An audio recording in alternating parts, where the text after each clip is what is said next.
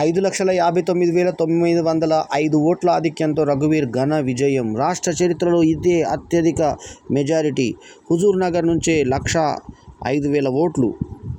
లోక్సభ ఎన్నికల్లో నల్గొండ కాంగ్రెస్ అభ్యర్థి కుందూరు రఘువీర్ రెడ్డి 5,50,905 ఓట్ల ఆధిక్యంతో అతిపెద్ద విజయాన్ని అందుకున్నారు.